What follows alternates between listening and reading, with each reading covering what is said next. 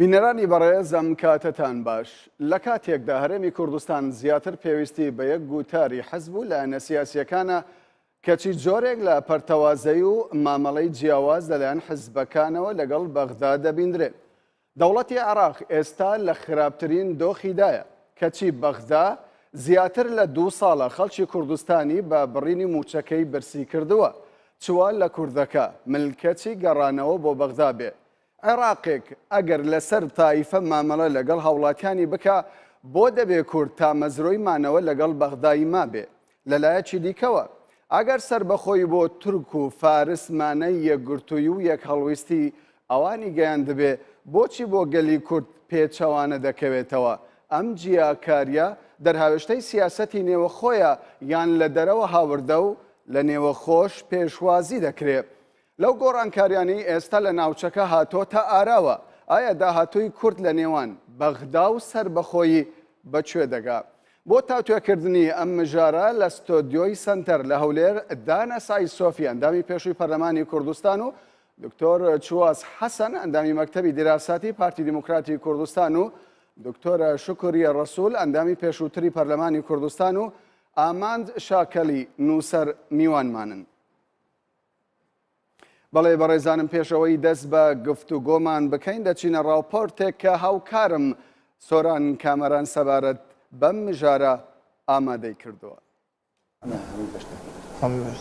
کورد لە نێوان گەڕانەوە و نەگەڕانەوەی بۆ بەغدا بڕیاری داوە بۆ جارێکی دیکە ڕێگەی گەڕانەوە بگرێتە بەر و بەشداری لە دانیشتنەکەی ئەنجومەنی نوێنەرانی عێراق بکات کە بڕیارە لە دوای جەژنی ڕەمەزان ئەنجام بدرێت. لە دانیشتەکانی دوای جەژن کە دروست دەبێتەوە سەبارەت بە تعدیلی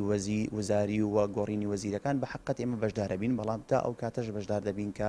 ڕای هیچ لایەک نەسەپێنە سەرمانە و تا ئەو کاتە بەشدار دەبین کە لە بەرژەوەندی خۆمانە بێت ئەوەی کە پەیوەندی بە وەزارەتە کوردەکان هەیە ئەو پرسای لەلایەن فراکسیۆنە کوردستانەکان یەکلا بێتەوە. بەشێکی زۆری پەرلەمانتاران ئامادەکاری دەکەن بۆ ئەوەی بەڕێ بکەون بەرەو بەغدا و بەشداری لەو دانیشتنە چاوەڕوانکراوەی دوای جەژن بکەن.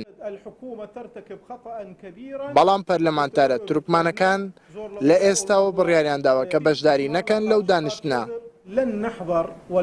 ئامادەی هیچ دانیشتنێک نابین کە بۆ چاکسازی لەم کابینە وەزاریە ئەنجام بدرێت، چونکە ئەم کابینەیە مافی تورکمانەکانی تێدا پەراوێز کراوە و هیچ وەزارەتێکمان پێ نەدراوە، بەڵام دانیشتنی دیکە هەبێت ئامادە دەبین. ئەو پەرلەمانتارانەی عێراق کە لە سەرەتاوە بایکۆتی هۆڵی پەرلەمانیان کردو دەنگیان بە چاکسازیەکانی عەبادی نەداو، ناویان لە خۆیان نا بەرەی چاکسازی هەوڵەکانیان چڕ کردوێتەوە بۆ ئەوەی لە دەستپێکی دانیشتنەکاندا متمانە لە دەستەی سەرۆکاتی پەرلەمانی عێراق وەرگرنەوە، بەڵام نازانرێت ئاخۆ ئەم هەوڵیان سەردەگرێت یان هاوشێوەی هەوڵەکانی پێشووتریان لەلایەن دادگای فیدراڵی عێراقەوە ڕەت دەکرێتەوە. بەشێ لە پارانی کورد تا ئێستا ڕێگەی بەغدا بە تەنها دەرچە دەزانن بۆ کورد و پێیان وایە لەو ڕێگەیەوە دەتوانرێت مافەکان دەستەبەر بکرێت، بەڵام بەشێکی دیکەیان دەڵێن کورد چەندین ساڵە ئەو ڕێگەی گرتووەتە بەر و نەیتوانیوە هیچ لە مافەکانی وەرگێتەوە لە بەغدا. لە نێوان ئەم دوو بۆچوونەدا بۆچوونێک هەیە پێی وایە ئێستا باشترین دەرفەتە بۆ ئەوەی کە کورد ماڵ ئاوایی لە بەغدا بکات و سربەخۆیی ڕابگەێنێت. سۆران کامەران، کوردستان 24 کەرکووک. بەڵێ بەڕێزانم ئێستاش دەرگای گفتوگۆ دەکەینەوە لەگەڵ میوانە بەڕێزەکانم زۆر زۆر بەخێر بێن. دکتۆر چاواز لە جەنابتانەوە دەست پێ دەکەم دەمەوێت پێناسەیەکی پەیوەندیەکانی ئێستای نێوان هەولێر و بەغدا بکەیت. ئایا پەیوەندیەکانی نێوان هەرێمی کوردستان و بەغدا چ جۆرە پەیوەندیەکە لەسەر ئەساسی فیدرالی، کۆنفیدرالی، دوو دراوسێ، دوژمن، دۆست؟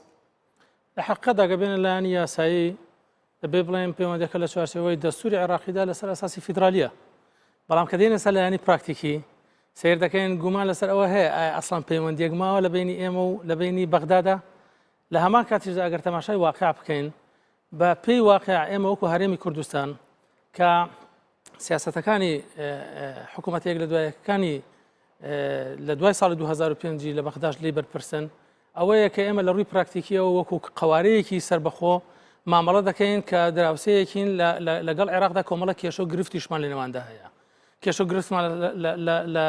لە سەر ساوەکانی دارایی و داهات لە نێواندا هەیە لەسەر خاک لە نێوانماندا هەیە هەتا وەکو بڵێ بۆچوونیشمان بەرامبەر بە ئەم قوارەیە خۆت لە داهاتووی خۆرهەڵاتی ناوەڕاست کێشەمە لە نێواندا هەیە بۆیە ئێمە تەماشا دەکەین ئەو پەیوەندی کە لە نێوان بەغدا و هەرێمدا هەیە دەتوانین بڵێن لە بارێکی گرژی و ئاڵۆزی و نالێت تێگەیشتندا زیاترا وەکو لە بارێکی تێگەیشتندا بێت. باش بەڕێز کاکدانە دیارە زۆر جار بازدەوە دەکرێتن کە لە ڕابردوودا هەرێمی کوردستان خاوەنی استراتیژیەتێک و ئەجندایەکی تایبەت بەخۆی نەبووە بەرامبەر بە بەغدا. ئایا لە ئێستادا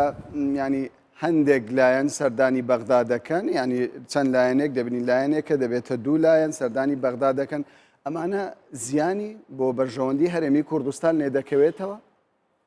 ئەگەرمە بەسەدە و سەردانی ئەو دوایی بابلین وەفدی هاوبەشی یەکێتی و گۆڕان بێ بۆ بەغدا پێم وایە وەفدێکی حزبی بۆەوە ئامانزی خۆیان ڕوون کردوێتەوە بۆ بۆکە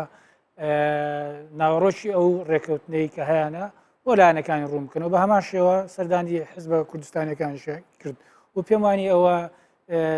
کاریگەری ئەوەی هەبێت کە باڵێن سلبی هەبێت لەسەر پەیوەندی نێوان هەرێم و بەغدا مەسەلەی پرسی سربەخۆی نازام کۆمەڵە شتی تر کە لە ئارادەیە پێم وایەوە لە دەرەوەی باڵێن ئەو هاوچێشەیە زیاتر بەڵام ئەگەر ببوورە کاکدانە بەڵام ئەو ینی شانەکە کە گەڕاوە لە کۆنگرێکی ڕۆژنامەوانیدا بە ڕاشکاوی باسییانەوە کرد کەوان لەگەڵ بەغدا باسییان لە پرسە نیشتیمانیەکان کردووە. من نازانم تاسن ئەو دانیشتانە ئەو دیدارانە ڕسمی بوون لەبەرەوەی من قەناعەت ناکەم ینی چوارچەوەی ئەوەی کاوە پەیوەندی هەرێمی کوردستانە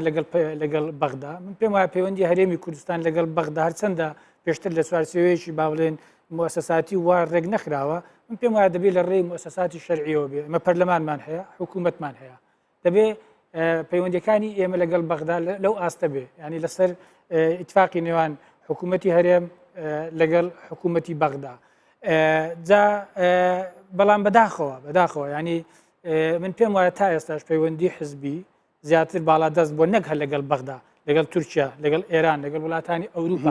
تەماشای سەردانەکانی کەواتە پێ دوایە و سەردانە سەردانێکی حزبیانە بوو بێگومان لە بەرژەوەندی حزبیدا بووە بەرژەوەندی حزبی من نازانم بەڵام تۆ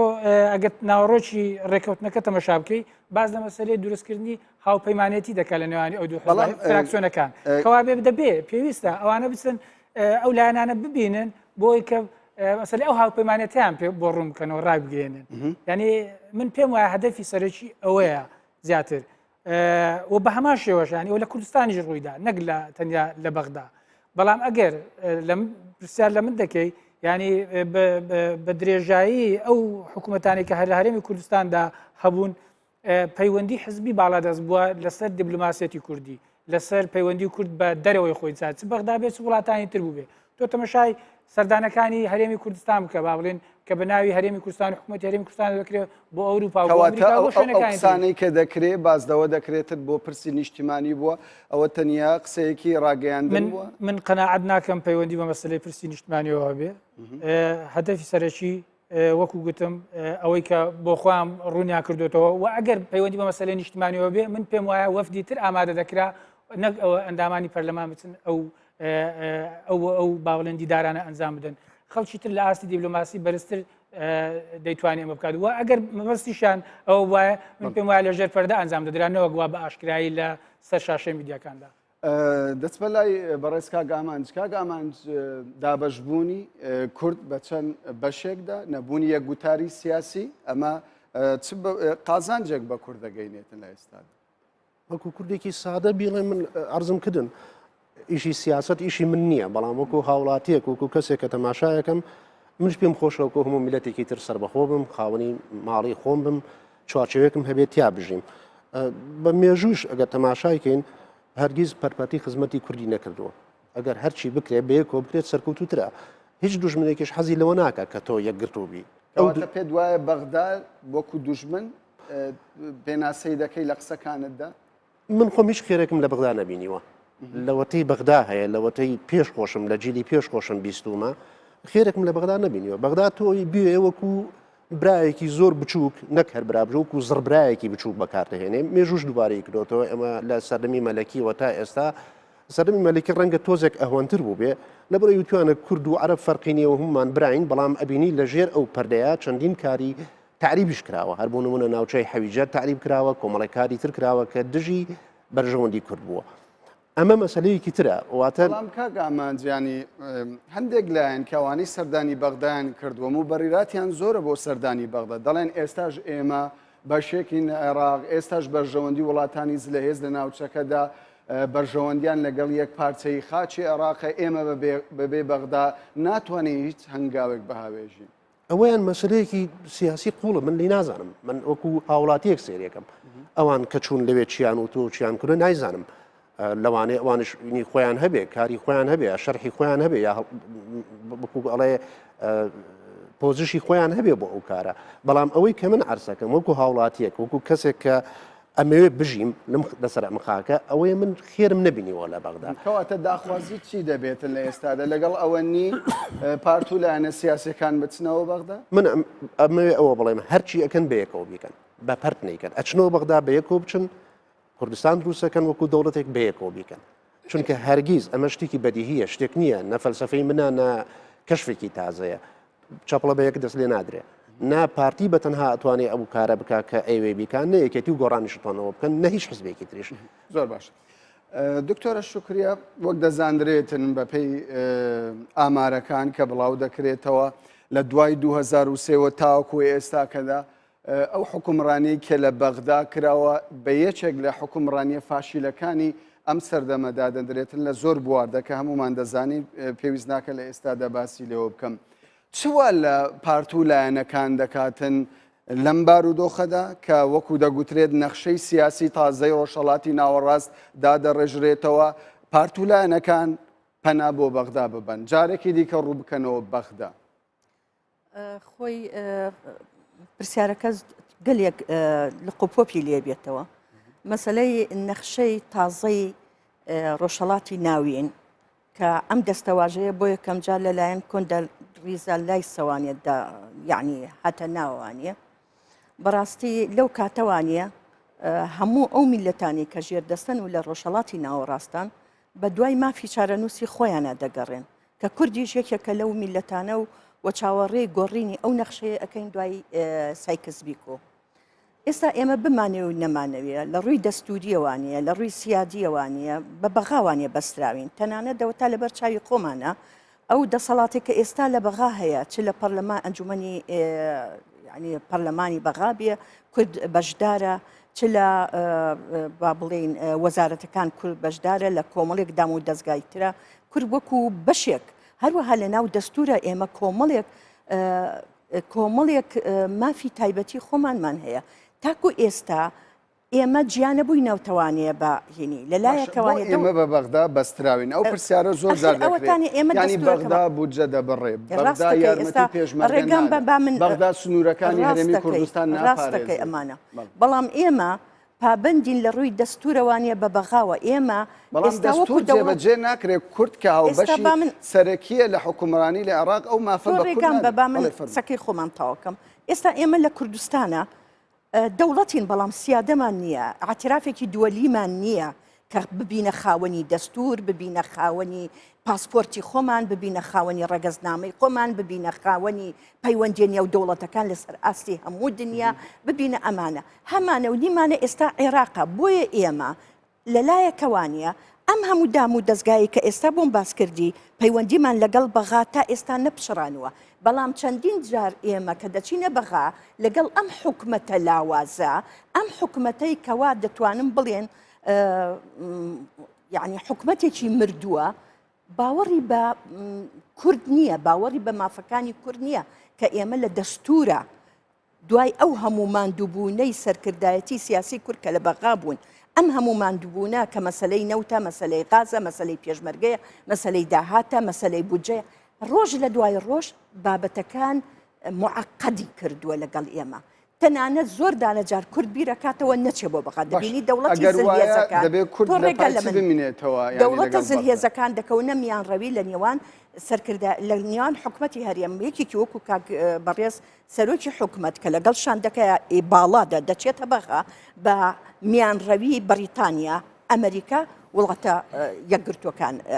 ئەچێتە بەغا بەڵام بەبێ هیچ دەگەڕێتەوە ئەوان ئەقڵێتی شیعەگەڕایی لەگەڵ ئەوانیە کە کورد بگاتە مافی دەستوری خۆی کە تۆ ئێمە ببین ئەگەر ئەوان بێن ئەم کۆنفیدرالیە نەکەر فیدرالی کۆنفیدرالی بۆ کورد دامەزێن بەپێی ئەو دەستورەی کە ئێستا هەیە و کورد دەنگی پێداوە وەکو مافێکی شەرعیمان کە ئێستا لە گەڵ بەغاین ئێمە لەم کاتە ئەتوانین دەست بخینە ناو دەستە ئەمە لەلایەکەوە بەڕاشکاوی ئێمە هەموو شتێکمان هەوڵەکانی تاگلایەنەی حزبەکان لەگەڵ بەغدا پێت وایە هەوڵی سەرکەوتون نەخێر هیچ هەوڵێک چەند جارە ئێمە من زۆر دانەجار بیرەکەمەوە ئەڵێم تۆ بڵێ بەغا ئێمەی تەلاقاوە سێ بەسیە بەڵام ئێمە هەرە چینەوە باوەشی لە ڕووی ئەم دەستورەوە کە بە ئێمەی بەستووە بەڵام لەلایەکی شەوانێ سەرگرتایەتی سیاسی کورد دوای ئەم هەموو هاتوچۆی بەغا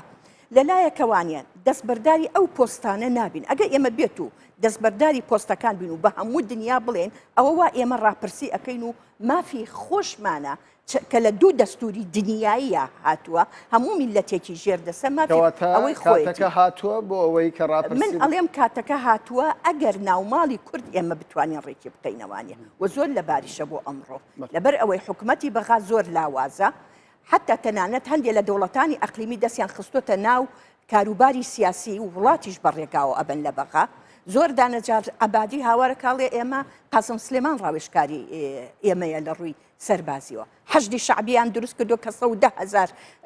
چەکداریان هەیە بۆچی هانیویانێتە کوردستان و سەر سنوورەکان باش ئەمە وەکو وەرەقەیەکی سەخت بۆ پاشە ڕۆژی کوردە دکتۆرە دەچمە لای دکتۆر چواس ینی لە پێشودا حکوومەتی هەرێمی کوردستان چەند جارێک لەسەر فشاری ئەم و ئەم لەسەر داخوازی تەنانەت خۆشی سەردانی بەغدایان کردو وەکو دکتۆرە شوکریە باسی لێوە دەکات هیچ دەرەنجامێکی نەبووە بەڵام لە ئێستادا وەکو دەبیندرێتن هەوڵی تاکە لایەن هەیە حزبەکان سەردانی بەغدا دەکەن پێتان وایە ئەمە بە شێوەیەک لە شێوەکان گرێدرابێت بە کێشە نێوەخۆیەکانی نێو هەرێمی کوردستان وەکو کارتێک یەکێتی و گۆڕان لە دژی پارتی ئەم کارتە بەکاربهێنن من تەمەنا دەکەم کە ئەمە نا کارتێک بێت لەلایەن یەکێتی گۆڕانەوە بەکار بێت و نەبوو ئەوەش بێت کە لەسەر مەسیری کوردستان قسە بکرێت چونکە ئێمە بە حکمی دەستوری عێراقی بەشدارین یان پشکدارین یان مشارکین لە حکومکردنی عێراق یعنی هەتاکوم لە حەزم لەسەر ئەو قسەیە کە دەڵێ پەرلەمانتارەکان دەگەڕێنەوە بۆ بەغدا یعنی کورد دەگەڕێتەوە بۆ بەغدا خۆی کورد دەبێت لە بەغدا بێت چونکە بە پێی دەستور ئێمە شەریکین لە بەغدا یعنی بە پێی مەبدەئی مشارەکە بەڵام لە هەمان کاتدا ئێمە کە لە بەغداین بۆ ئەوەی کە حکمێکی هاوبەش بکەین و حکمێکی یەکسان بکەین و دەرفەتمان پێ بدرێت کە ئێمە بەشداری مؤسساتی حکم بکەین بەڵام لێرە ببوورە ئەوە معنای ئەوە ناگرێتەوە کە هەر حیزبێک یاخود هەر لایەنێک یان هەر دوو حیزب بەیەکەوە بتوانن بسن گفتوگۆ لەسەر مەسەلە مەسیریەکانی کورد بکەن چونکە ئێمە لە چوارچێوەی دەستورێکدا لە عێراقدا پشکدارین ئەو دەستورە بە هاوبەشی کاکدانە دەڵێ لەم سەردانەدا گفتوگۆ لەسەر پرسە چارەنووسازەکانی کورد نەکراوە تۆش هەمان بۆ چونت هەیە من ئەوەی کە بڵێن لە هەندێک ماشێتی کەناڵەکانی عەربیەکان بینیمە کە باس ئەوە دەکات کە ئەمان ڕێی خۆیان دەربڕێ بێ بەوەی کە لەگەڵ تەوەجوهی ئینفیساڵی بارزانینین یعنی ئەمە کەواتە ئەگەر شتێکی لەو بابەتەکرابێ یان دەبێت نەفی بکرێت کە بڵێن گفتوگۆ لەسەر ئەو شتە نەکراوە یان کە کەناڵێک ئەو شتە دەبڕێت کەواتە کە دەڵێت لەگەڵ تەوەجوهی ئینفیساڵیم کەواتە لەگەڵ مەسائلە حساسەکان و لەسەر مەسەلە نەتەوایەتە هەستیارەکان قسەکرابێت دەبێت بەڵام لێرەدا دەبێت ئەمە ئەوە بزانین کە مەسەلە نەتەوایەتی هەستیارەکان يعني من ڕێگری ناکەم لەوە یاخود پێم وایە دیبلۆماسیەتی حزبی ڕێگری لێ ناکرێت ینی لەگەڵ دەوڵەتانی دراوسێ بێت لەگەڵ دەوڵەتانی جیهان بێت زۆرێکە لە دیبلۆماسیەت دەتوانانی تۆ لە دیبلۆماسیەتی حزبیدا با بڵێن یارمەتی دیبلۆماسیەتی ڕسمی بدەی کار ئاسانی بۆ بکەی یعنی ئەمە شتێکی تاوانێکی گەورە نیە بەڵام بەمەرجێک کە ئەم دیبلۆماسیەتی حزبیە لە چوارچێوەی یەک خطابی نیشتیمانی دابێت لە چوارچێوەی یەک نیشتیمانیت چۆن لە هەرێمی کوردستان دێتە ئاراوە لە کاتێکدا پارتی ئێستا ئامادە نییە پێشوازی لە وەفدی هاوبەشی یەکێتی و گۆڕان بکاتن ماوەیەکی چەند ڕۆژێک لەوە پێش ینی بەڕێز جەنابی سەرۆکی هەرێم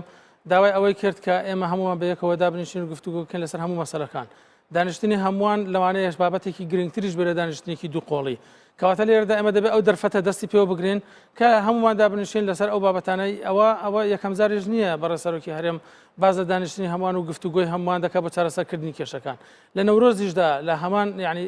لە پیرۆزکردنی ڕۆژی نەورۆزدا داوای ئەوەی کرد کە هەتاوەکو ڕێگە چارەیەکیشی بۆ دانا پەرلەمان ئەکتیڤ بکرێتەوە دەمەوێت بەڕاشکاوی لێرەدا قسە بکەین ینی سەرۆکی هەرێم داوای دانیشتنی لایەنەکان دەکات لەسەر پرسە چارەنووسازەکان لایەنەکان بەشێکیان ئامادە نابن بە تایبەت زوتنەوەی گۆڕان و هەندێک لایەنی دیکە بەڵام ئامادە دەبن لەگەڵ بەرپرسانی بەغدا دابنیشن و گفتوگۆ بکەن تۆ بۆ ئەمە چ خوێندنەوەیەکت هەیە ئەمەش بەلای منەوە ینی شتێکی نەخوازراوە ینی ئێمە بۆچی ئامادە بین کە لەگەڵ دەرەوەی خۆماندا بنیشین و قسە بکەین لەناو خۆماندا یعنی ئێمە کە با بڵێن لایەنەکانی بەغدا زۆرجار برینیان لە ئێمە کردووە هێشتا ینی بڵێن برینی بژدە و موچەی هەرێمی کوردستان یەکێکە لە برینەکان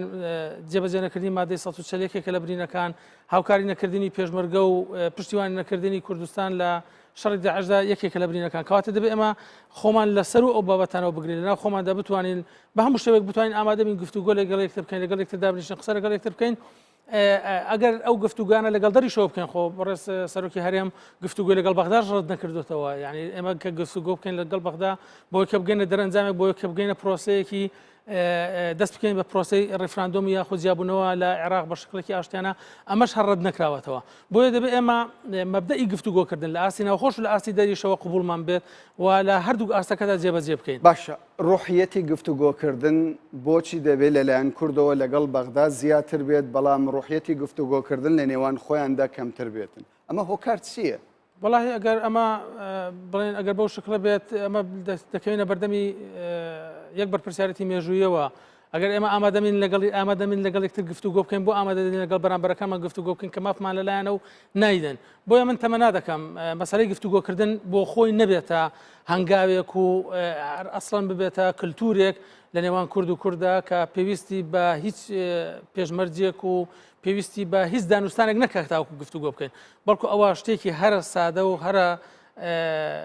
وەکو بڵێ هەنگاوێکی هەرە لە پێشینەی هەمومان بێ کە مەسەلەی گفتوگۆکردن لە ناو یەکتردا ئەو پەڕی پێ بدرێت چونکە ئێمە لە گفتوگۆکردندا هیچ زیان ناکەین بەڵکو ئەگەر ئێمە بگەڕێنەوە بۆ مێژووی پێشوی خۆشمان هەمیشە لە ئەنجامی گفتوگۆکردن و لە یەکتر تێگەیشتن توانیمانە دەستکەوتی زۆر گەورەمان هەبێ قۆناغی باشیش ببڕین دیارە لە بەردەمدا سێ دکتۆر هەیە هەروەها نووسەرش لە بەردەم هەیە بۆیە باشتر وایە بەڕێز بەکاربینم لە باتی دکتۆر بەڕێزدانە پێ وایە لە ئێستادا زەڕوڕوو ینی پێویست بوو یەکێتی و گۆڕان شان بنێرنە بەغدا لە کاتێکدا کە قسەی هەرە زۆر لە هەرێمی کوردستان باز لە باسی ڕێفراندۆم و سەربەخۆیە پێم وایە هەندێکەوە هەیە ینی دەربڕین هەوو پێویستی بە ڕوونکردنەوە هەیە ئێستا تا ئێستا لە هەرێمی کوردستان کێ بڕیاری داوە کە ئێمە لەگەڵ بەغدا نین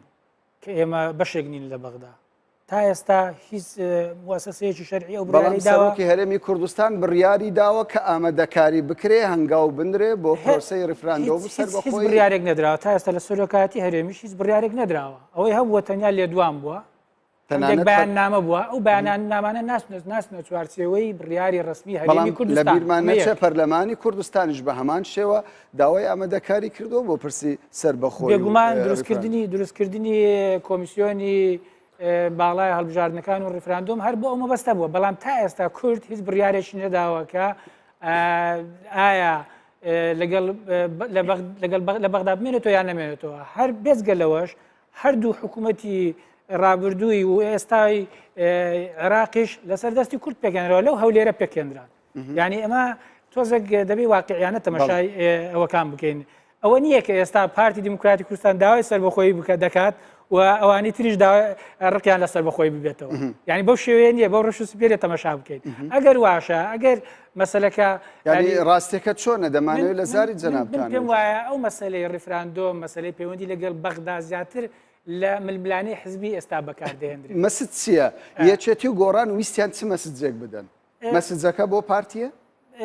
زانیت چیە دەکرێت بەو شێوەیە بخوێندرێتەوە مەسجێک دەدرێت بە پارتی ناکرێت تەنیا ئەو تاکڕەوەی کە پارتی پەیڕەوی دەکات ئێستا لە هەرێمی کوردستان ئیدامە هەبێ لەبەرەوەی ئێمەش دەتوانین خۆمان ڕێکەکەن حزبەکانی تریش دەتوانن خۆیان ڕێکخەن ئەوە دەکرێت مەسجێک بێ بەڵام ئەوەی من ببینم ئەو سەردانەی بەغدا تەنیا بۆ ڕوونکردنەوەی ناوەڕۆکی ڕێکەوتنەکەواتە پێدوانیە ئەوە هەمان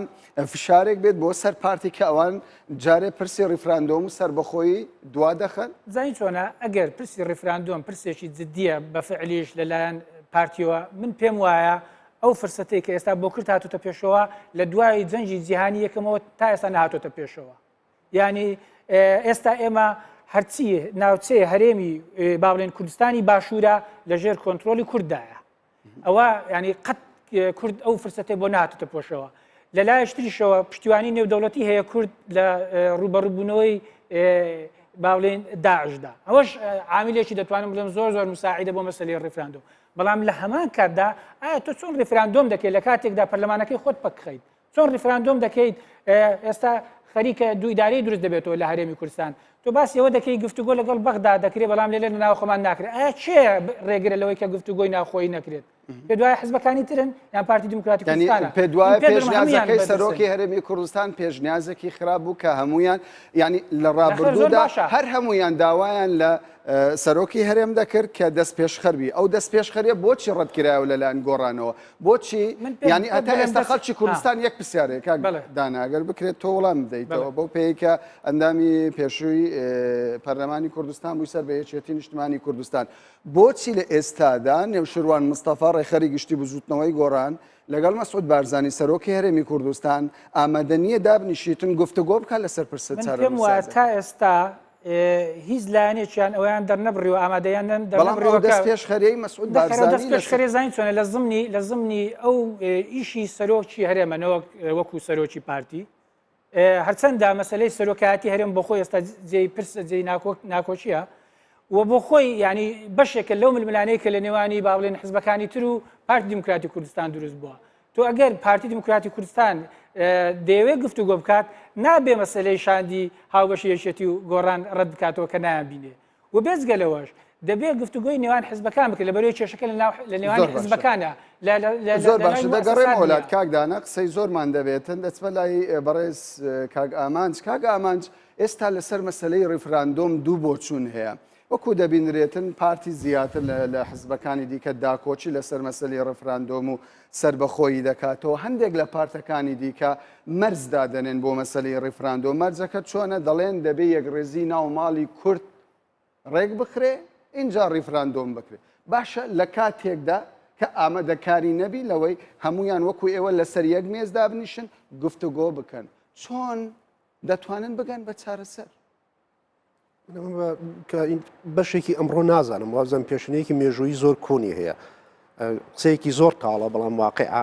ئەوەیە ئەوەندەی کورد ماڵی خۆی وێران کردووە ئەوەندەی کورد بە دەستی خۆی یەکتری شێواندەوە و مێژووی خۆی وێران کردو و چارەنووسی خۆی تووشی هەوراز کردو هیچ دوژمن نەیکردووە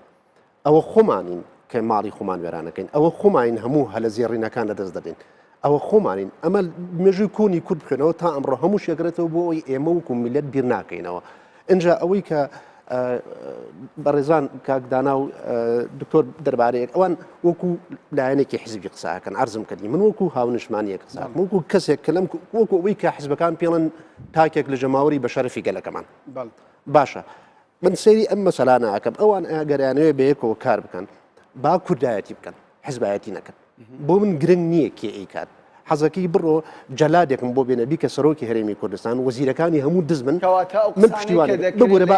کاک ئامانجەخر ئەوە گرینگە ینی با خەڵکی کوردستان لەو شتانە ئاگادار بێتن هەر شتێک هەبێت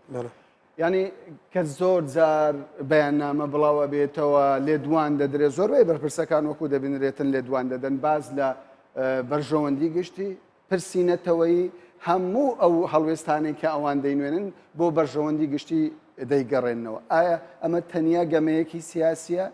تەنیا ئامانجی زۆربەی حزبەکان بەرژەوەندی تایبەتی من عرضم کردی ئەوە ڕنگدانەوەی کاراکتەری ئینسانی کووردە کورد وەکو میلەت بیر ناکاتەوە کورد ئێستش وەکو عەشیرەت وەکو شار وەکو حزب بیرەکاتەوە تەنیا ئەو کاتە لەگەڵ مەسەلەی کوردایەتیە تا زەرەر لە خۆی نادات کە گەیشتە نقطە ئەساسەکەی کە لەوانەیە زەرەر لە خۆم لە عەشیرەتەکەم لە بنەماڵەکەم بدا گەڕەکەی گۆڕێ دێتەوە سەر ئەسڵی خۆی کە پێشە عەشیرەتەکەم اینجا بنەماڵەکەم اینجا براکانم لەناو هەموو شانە خۆم بەڵام ملەتی تر ئەوە بیر ناکاتەوە ملەتی تر لەگەڵ پێکانانی دەوڵەتێکایە چوارچێوەیەکایە بە برسێتی بێ بە تینوێتی بێ بە زەلیلی بێ بەڵام ناو چوارچەوەی ماڵەکەی خۆیان گەیشتێ و قەنەعەتەی کە زۆر جار مەترسی ئەوە دەخرێتە ڕوو کە ئەو دەرفەتە لە دەست نەدرێ گەیشتێ و قەنەعەتێ ئەو دەرفەتە لە دەستی کورد بدرێت کورد بەدەستی خۆی لە دەستی خۆیدا ئەگەرەوە بڕۆ ئەگەر بەو شێوە بێ کە ئێستا ئیبینین ئەم جارش وەکو هەموو جارەکانی دەست خۆیدا چونکە خۆ دوژمن نایە بۆ تۆ دەوڵەت دروستکە ئەمە مای شانازی نییە ئێمە دانیشین دووبارەی کێنەوە ئای ئەمە ملەتێکی ژێر دەستین بۆ ژێر دەستین ئەمرمان نەمێنێ ئەگەر ژێر دەستین باش بەڕە شکریە زۆر کەس دەڵێتن موچەم نییە کارم کەمە ئەمن و ئاسایش بە شێوێک لە شێوەکان داعش لە سنوورە شەڕ هەیە پارە گرنگترە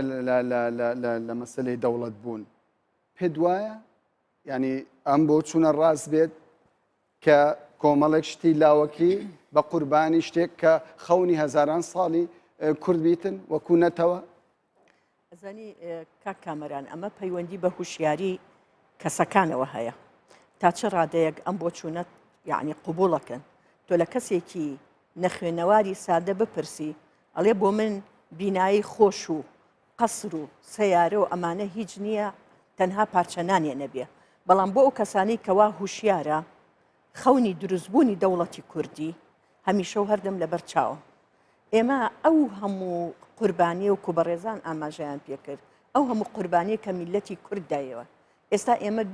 بیگۆڕینەوە بە بەرژەوەندی یعنی حیزب ئەمە جێگەی سەرنجە بەداخەوانیە ئێمە پێش هەموو شتێک ئەبێ وا بیر بکەینەوە کە نەتەوەکەمان ئاسوویەکی ڕووناک بۆ ئێستا دروست بووە کورد لە ئاستی نێودەوڵەتیە ئاسوویەکی گەورەی هەیە وڵاتە زلهێزەکان لەدابشکردنی شەقامی کوردی ڕایگشتی کوردی بۆ مەسلەی سربەخۆی بۆ ریفراندۆم شەقامی قازانج دەکات لە شەقامی کوردی هەمووی لەگەڵ سربەخۆی کوردایە من لەو باوەڕام ئەگە سربەخۆیش نەبێ ساڵی 2005 کە خۆم ئەندامی ئەو ڕاپرسیە بووم ئەندا لە سانەوە هەشت خەڵق داوای سربەخۆی کوردستانی بەڵام پێدوانێ ئێستا ئەو ئەگەر من ئەمەش نەبێت دوای ئەوەی لە 2005 ڕاپرسیە کرا بە زۆرینەی سەدا 95 خەڵکی کوردستان دەنگیان بۆ سەربەخۆییدا بەڵام لە ئێستادا خەریکە من ئێستا گەشتومەتە ئەو قەنەعەتە تەمەنا ئەکەم سەرکردایەتی کورد ئەگەر ریفراندۆمیش نەکە ئەمە زیندوو بکاتەوە بنەمایەکی یاسایی بۆ دابنێ شەرعیەتی باتیە کە ئەو کاتە نافەرمی بوو خۆم ئەندام بووم لە ناو ئەو ڕاپرسیە ئێمە کۆمەڵێک بوون هاتینە هاتنە هەولێر چوینە سلێمانی لەگەڵ دکتۆر بەرهەما کۆبوونەوەیکی تایبەتیمان کرد لە ساڵ 92 نەک 95 92 حتا بەڕێز کاک مەسعود بەرزانی بە لۆری ئەم هەموو شتانەی بردە بەغاوە بوو داوای کرد لە کاتی چەسپاندنی دەستورە ئەوە مەسلەی میلەتی کوردە کە داوای جیابوونەوە و داوای سربەخۆیی کوردستانەکەن ئەگەر من ئێستا ئەم سربەخۆیش نەبێ ئەم ڕاپرسیە کە لە نێوان دەسەڵات و لە نێوان گەلایە خۆی بۆچی ئەڵێ ڕاپرسی یعنی دەسەڵات پرس بە گەل ئەکە ئەمە شتێکە لە نێوان گەل و دەسەڵاتە پێویستە ئێمە پرس بە گەل بکەین پێویستە ئەمە لە ناو گەلا من بۆچی دابنیشم حیزبە کوردستانیەکان کە ناکۆکن لەسەر هەندێ مەسەلا با ئێمە بگەینە ڕادەیەکەوانە ئەمە ببوژێنی هەموو داوای سەربەخۆیی ئەکەن ڕاپرسی ئەو دەرەنجامە دەستە بەر ناکەن من ئەمە ئەوروژێنم من ئەم پرسە ئەوروژێنم بگەڕێینەوانیە بۆ 2005 ئەم پرسی ڕاپرسێ کە لە ساو بیکەین بە شتێکی فەرمی ئەگەر ڕاپرسیەکە نەکرا بەڵام ئەمڕۆ ئێمە لە عێراقی فیدراڵە بەناو عێراقین کە شیعە دەسەڵاتی هەیە شیعە لە ململانەیەکی گەورەیە لە نێوان سونە و خۆیانە و هەروەها لە ڕووی نەتەوەیە لە نێوان شیعە و کووردا ململانەیەکی گەورە هەیە ئەمڕۆ ئەوان ئاعتراف بە ئێمە ناکەن فەرمەوە حەزی شعبی بۆ دروست کردووە دەگەڕێمەوە لای بەڕێز چواس بەڕێزتان وەکو ئەندامی مەکتەبی دیراساتی پارتی زۆر جار قسە لەسەر ئەوە دەکرێتن کە پارتیش تەنیا مەسلەی سربەخۆیی و ریفراندۆم وەکو دروشمێک وەکو گەمەیەکی سیاسی لە دژی لایەنەکانی دیکە بە تایبەتی یەکێتی و گۆڕان بەکاردەهێنێتن ئەگەر بەڕاست پارتی مەبەستیەتی هەنگاو بەهاوێژێتن سەرۆکی هەرێمی کوردستان مەسعود بارزانیە با بڕیار بدات بۆ بڕیار نادا لە ڕۆژی 8 ساڵی 2015 بەڕێز جەنابی سەرۆکی هەرێم کۆبوونەوەی کرد لەگەڵ هەموو حیزبەکاندا و داوای کرد کە غورفەی عملیات دابنرێت بۆ مەسلەی سەربەخۆیی ئەواتە ئەو کاتانە هیچ کێشەیەک لە بەردەمی پرۆسی سیاسیدا نەبوو، نە مەسلەی سەرۆکایەتی هەرێم لە گۆڕە بوو، نە مەسلەی پەرلەمان لە گۆڕە بوو، نە کێشە و گیرروگرفتێکیش لە بینی گۆڕان و لە بینی پارتیدا هەبوو یا خۆ لە بینی لایەنەکانی دیکەدا هەبوو. ئەوەی کە ڕوویدا لە دوای ئەو کۆبوونەوەی بوو کە دەبواە یعنی هەموو تەرکیز بکرێتە سەر ئەوەی کە ئەم پرۆسەیە دروستکردنی ژوورێکی عملیات و کارکردن نەک وەکو مەسلەیەکی حزبی بۆ پارتی، بەڵکو وەکو مەسلەیەکی هەرێمی کوردستانی بوو، چونکە ئەوە لەوێ کۆبوونەوەیەکە کۆبوونەوەیەک بوو لەسەر ئاستی هەموو حیزبەکاندا بوو و لە ئەنجامی سەردانێکیشدا بوو کە شاندی ئەو شاندێک کە پێکاتە بوو لە بەسەرۆکایەتی بەڕێسەرۆکی هەرێم ئەندامانی حیزبەکانی دیکەش تێرا بوو لە گۆڕان و لە یەکێتیش. کەواتە لێرەدا ئێمە ناتوانین بڵێن کە پارتی ئەمەی وەکو حجەیەک بەکاردێنێ یا خۆی وەکو مووقیفێک یان وەکو مزایدەیەک بەکاردێنێت، چونکە ئەو کاتە هیچ شتێک لە پێش نەبوو هەتا وەکو بڵێ وەکو مزایدەیەک بەکاردێنێ. دەبواە هەموو تااقات و توانە لەو کاتەوە کۆ بکرێتەوە. ئێستادا دوو ئیدارەی خەریکە قسەی زۆری لەسەر دەکرێت، پارێزگاری سلێمانی دەچێتە بەغدا، شاندی یەکێتی و گۆڕان دەچنە بەغدا، یعنی ئەمانە دەبنە هۆکار پارتی دەستبەرداری پرسی ریفراندۆم بێت تەنانەت دواشی بخاتن. مەسلەی سەربەخۆی کورد و مەسلەی دەوڵەتی کوردی و مەسلەی ریفراندۆم و دیاریکردنی چارەنووس ئەمە مەسلەیەک نییە بەس تەنها مەسوولێتی پارتی بێ، مەسوولێتی هەموو کوردێکە. لە بیدایەتی سەدەی بیستەمەوە هەموو فەردێک لە کوردستاندا کە خەباتی کردووە تێکۆشانی کردووە کە خەڵک خۆی بە کورداوە لە پێناوی سەربەخۆیی کوردستاندا بووە و بۆ کوردستان بووە. حتا ئەو کاتێکە لەسەر حکمی ذاتی اتفاقمان دەکرد، هەتا ئەو کاتێکە لەسەر لا مرکزی قسەمان دەکرد لە ساڵی 64، هەتا ئەو کاتێکە لەسەر فیدرالیتی قسەمان دەکرد خەونی سەربەخۆیی هەبووە. کەواتە لێرە من دەمەوێت یەکشت بڵام کە مەسوولێتی دەوڵەتی کوردی مەسوولێتی هەموو کوردێکە، نەک مەسوولێتی پارتی دموکراتی کوردستان. پارتی دموکراتی کوردستان بە مەسوولێتی خۆی هەڵدەسێت کە بە کاتێک باز لە ریفراندۆم و لە دیاریکردنی لە دیاریکردنی مافی چارەنووسی کووردا بۆیە لێرە دەبێت هەڵنەستاوە تاوەکو ئێستا کە بازدا هەنگاونان دەکرێتن بۆ. من دەڵێم ئێستا دەرفەت هەیە کە هەمووان بە مەسوولێتی خۆمان هەڵستین. ئەوش ئەوەیە کە ئەمە نەگەیشتونەتە نقطەیە کە هەموو دەرفەتەکان لە کیش بێت و هیچ دەرفەتێک و فرسەتێک لە بیندا نەما بێ. ئەوەی کە بەڕێز جەنابی سەرۆکی هەرێمیش لە ماوەی ساڵی ڕابردوو لە نەورۆز و لە پێش نەورۆزیش و لەم چەند ڕۆژەشدا داوای کرد بۆ ئەوەیە کە ئەو دەرفەتە لە کیس نەچێت و مێژوو حکممان لەسەر نەکات بڵێ ئەمانە بڵێن پارتی دموکراتی کوردستان دەویست بە ئەرکی خۆی هەستێت یان کەسیان لایەنێکی دیکە یاخود چەند لایەنێکی دیکە ئامادە نەبوون. بۆیە لێرەدا ئێمە دەبێت مەسەلەی سراعی داخلی یا خۆت ئەو کێش و گرفتانە هەیە وەرا بخەین گفتوگۆ بکەین، چونکە ئەو دەرفەتە تاکو ئێستا لە بەردەمی هەمومان داماوە و دەرفەتی قسەکردن و گفتوگۆکردنیش هەیە. بۆیە پێویستە ئێمە بە جددی تەماشای ئەو دەرفەتە بکەین، نەک بڵێن بۆ شکڵە تەماشای بکەین کە ئەمە شتێکە و لە علاقەی بینی یاخود لە ساردی بینی حیزبەکاندا لە کێشەی بینی حیزبەکاندا لە بین بچێ. بەڕێز کاکدانا دیارە 2 ساڵ بەر لە ئێستا سەرۆکی هەرێمی کوردستان بە هەمان شێوە باسی ریفراندۆمی کرد و سربەخۆیی کرد. داعش یەخەی هەرێمی کوردستانی گرت و ئەو شەڕی لێکەوتەوە. لە ئێستاشدا پاشەوەی داعش بەرەو نەمان دەچێتن پرسی ریفراندۆم پرسێکی گەرمە. ئێستا جارێکی دیکە کێشە لە نێوماڵی کورد دروست بۆتەوە. پێ دوایە ئەمە ئەجندەیەکی دەرەکی هەبیتن بۆ پەرتەوازەکردنی نێوماڵی کورد بە تایبەت هەندێک لە وڵاتانی هەرێمی خۆ بە ئاشکرا دەڵێن ئێمە دژی سەربەخۆی هەرێمی کوردستانی. بگومانیانی هەموو کاتێک من پێم وایە ئەجەندای دەرەکی هەبووە لەو پەیوەندە سیاسیەکانی هەرێم، ینی لە تەواوی عێراق تەداخلی وڵاتانی ئیقلیمی